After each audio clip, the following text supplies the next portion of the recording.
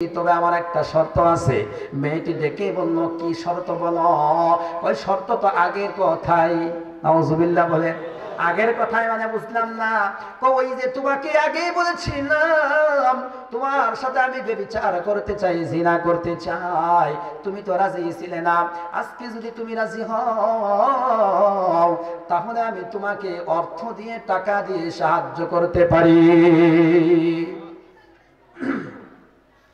এবার মেয়েটি কোনো উপায় অন্তর না পেয়ে, কোনো উপায় না পেয়ে, মেয়ে মানুষ তো কোনো উপায় নাই, কি করবে?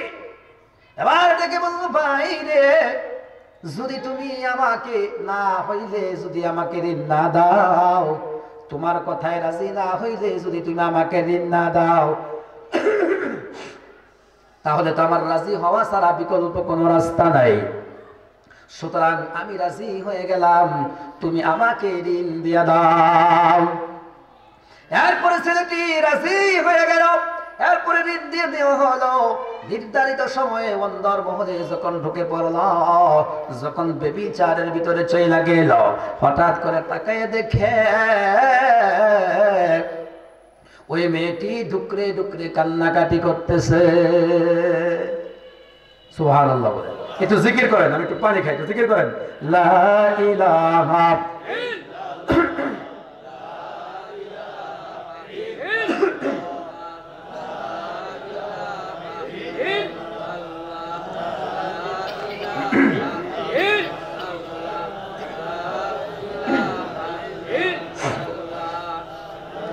লা ইলাহা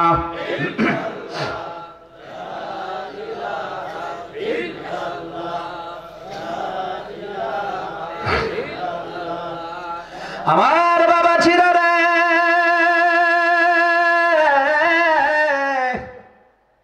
ওই ছেলেটি যখন অন্দর মহলে ঢুকে গেল, যখন জিনা ব্যভিচার করবে,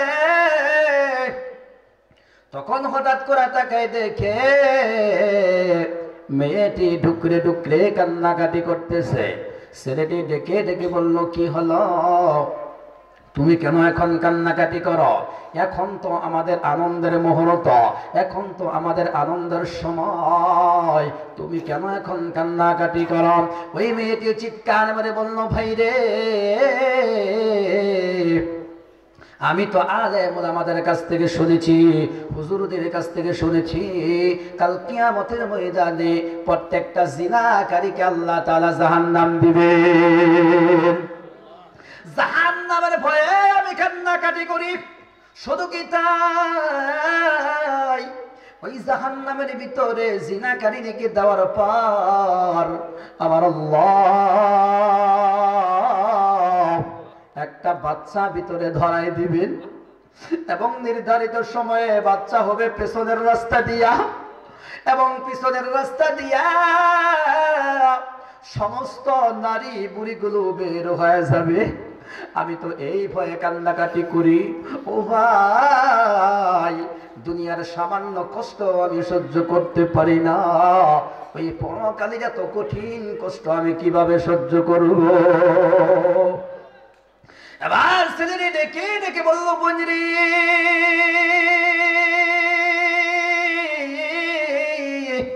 ও আমার বোন, তুই আল্লাহর বয়ে কান্নাকাটি কর। তোমাকে যে আল্লাহ সৃষ্টি করেছেন, আমাকে মতো সেই আল্লাহ সৃষ্টি করেছেন। তোমাকে যে আল্লাহ জীবন দিয়েছেন, আমাকেও তো সেই আল্লাহ জীবন দিয়েছেন। তোমাকে যে আল্লাহ রক্ত মাংস দিয়েছেন, সে আল্লাহ তো আমাকেও রক্ত মাংস দিয়েছেন। তুমি যেই জাহান্নামের ভয়ে কাঁদো, সেই জাহান্নাম তো যে আল্লাহ বানাইছে। আমাকে যেই জাহান্নাম দেওয়া হবে, সে আল্লাহই তো আমার এই জাহান্নাম বানাইছে। অর্থাৎ যে আল্লাহ সব কিছু করেছেন, ওই আল্লাহর ভয়ে তুমি কাঁদো, আমি কেন কাঁদবো না? আমার মনটা পরিবর্তন হয়ে গেল। বোন, আমি তোমাকে ছেড়ে দিলাম, আমি তোমার সাথে জিনা ব্যভিচার করতে রাজি না, আমি তোমার সাথে জিনা ব্যভিচার করব না। ও বোন, আসো, আমরা আল্লাহর দরবারে দোয়া করি, আল্লাহ ভুল করে ফেলেছি, আমরা আর কোনোদিন জিনা ব্যভিচারের ভিতরে যাব না। একটু সুরে বলা যাবে কি আল্লাহু আকবার? আরো সুরে বলেন আল্লাহু আকবার। ও যুবক ভাইরা, তোমাদের জন্য ওয়াজ শোনো। জীবনে কত অন্যায় অপরাধ করে ফেলেছ, অবৈধ প্রেম করেছ, মোবাইলের ফোনের মাধ্যমে এই যে গভীর রাত্রে চলে, শীতের রাত্রিতে কম্বল বা কাতার নিচে মাথাটা দিয়া মোবাইল ফোনের মাধ্যমে একজন অপরিচিত মহিলার সাথে, একজন অবৈধ মেয়ের সাথে তুমি প্রেম করো, চ্যাটিং করো। এই জন্য কিন্তু আমার আল্লাহর দরবারে তোমাকে হিসাব দিতে হবে। কথা বলেন ঠিক কিনা? এটার জন্য যুবকদের হিসাব হবে এবং যুবকদের মাতা পিতারও হিসাব হবে। এবার বলবেন হুজুর কি বললেন এটা? যুবক পোলাপান বড় করেছি, দুনিয়ায় আনছি, ডাঙ্গর করেছি, বড় করেছি, লেখাপড়া করাইয়া মানুষ করে দিয়েছি, এখন আমাদেরকে আপনি কেন এই কথা বলতেছেন?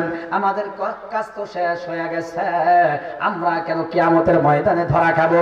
অবশ্যই ধরা খাবেন। আপনাদের কাজ এখনো শেষ হয় নাই, আরো একটা কাজ বাকি আছে। কোন মাতা পিতা যদি সন্তানকে উপযুক্ত বয়স বানাইয়া বিয়া শাদী না করাইয়া দেয়, যেই কাজের ভিতরে গেলে সন্তান নষ্ট হয়ে যাবে, যেই কাজ না করাইলে সন্তান নষ্ট হয়ে যাবে, সন্তান বাজে হয়ে যাবে এবং বাজে নিশা হয়ে যাবে, মাতা পিতার এভাবে খেয়াল রাখা উচিত। আমার সন্তান রাত্রি 12টা পর্যন্ত দোকানপাটে আড্ডা পারে, আমার সন্তান রাত্রি 1টা পর্যন্ত কোথায় থাকে? বাসায় তো ফিরে না। আপনি আপনার সন্তানের খেয়াল রাখেন না, আপনার সন্তান কোথায় মোবাইল ফোনের মাধ্যমে কথা কয় আপনি খেয়াল রাখেন না। যদি এরকমটা হয়, আপনার সন্তানকে ধরে বিয়া শাদী করাই দিবেন। এরপরেও যদি আপনার সন্তান অবৈধ সম্পর্ক করে, মোবাইল ফোনের মাধ্যমে যদি অবৈধ মেয়ের সাথে প্রেম করে, তাহলে এর জন্য আপনি কাল কিয়ামতের দিন দায়ী থাকবেন না। কথা বলেন ঠিক কিনা? আমার যুবক ভাইরা রে, ও পর্দার অন্তরালের মারা, ও মুরব্বী বাবাজিরা, তাহলে আমি আপনাদের সামনে বলতেছিলাম মুমিন মুসলমানদের 5টা গুণ। তার মধ্যে থেকে 1 নাম্বার গুণ হলো আল্লাহ তাআলাকে সব সময় ভয় করতে হবে। আল্লাহ তাআলাকে সর্বদা ভয় করতে হবে। আল্লাহর ভয় অন্তরের ভিতরে ঢুকাইতে হবে। এটা হলো 1 নাম্বার ভয়। 2 নাম্বার ভয় হলো ওয়া ইযা তুলিয়াত আলাইহিম আয়াতুহু যাদাতহুম ঈমানা। 2 নাম্বার গুণ হলো মুমিন মুসলমানের সামনে যখন মহাগ্রন্থ পবিত্র কুরআন তেলাওয়াত করা হয়, তখন মুসলমানের অন্তরের ভিতরে ঈমান লাফাইতে থাকে, ঈমান বৃদ্ধি পেতে থাকে, ঈমান তরুতাজা হয়ে যায়। কথা বলেন ঠিক কিনা? যখন একজন হাফেজে কুরআন তেলাওয়াত করে রে, তখন মুসলমানের অন্তরটা একেবারে ভয়ে টটম্বুর হয়ে যায়, অন্তরটা একদম প্রশান্তি পায়। কোন তেলাওয়াত করলে তার কাছে খালি মজাই লাগে। আমরা সারা জীবন নামাজ পড়লাম, জিহরি নামাজ যদি যখন আমরা পড়ি, ইমাম সাহেবের সুর নাই, ভাঙ্গা ভাঙ্গা গলা, এরপরও ইমাম সাহেব বারবার সূরা ফাতিহা পড়ে, কোনদিন কোন মুসল্লি বলে না ও ইমাম সাহেব আপনার সূরা ফাতিহা যে তেলাওয়াত করেন, আপনার তেলাওয়াত মজা লাগে না। সুর না থাকলেও ভাঙ্গা ভাঙ্গা গলা বললেও কিন্তু সূরা ফাতিহা মজা লাগে। কথা বলেন ঠিক কিনা? ও আমার বাবাজিরা,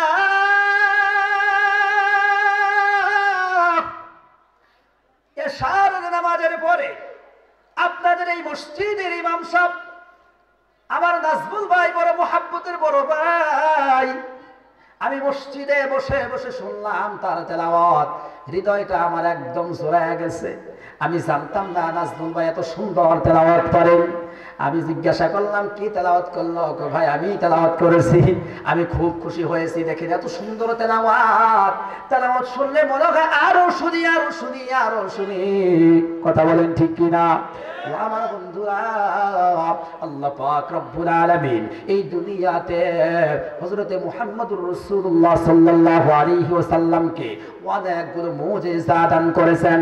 তার মধ্যে থেকে সবচাইতে বড় মুজিজা হলো মহাগ্রন্থ আল কুরআন। কথা বলেন ঠিক কিনা?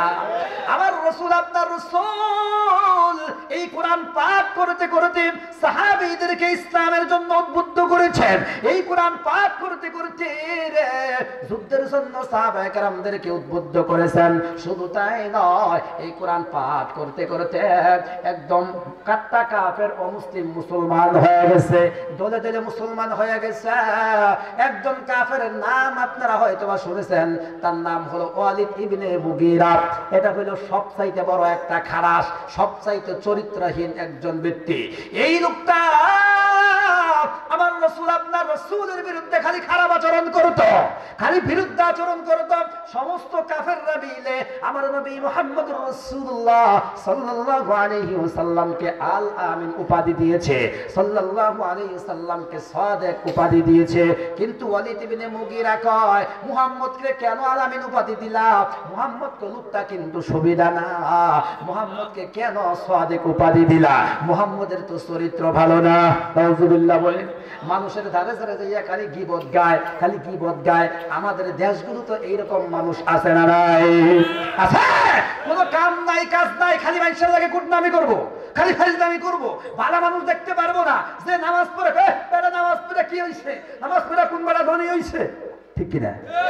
হয় খালি মানুষের কুটনামি করব, ভালো কি জিনিসটা সে দেখতে পারে না। কারণ কি হলো জানেন? এই জাতীয় লোক যারা আছে এদের অবস্থা কেন জানেন? কেন এরকমটা করে?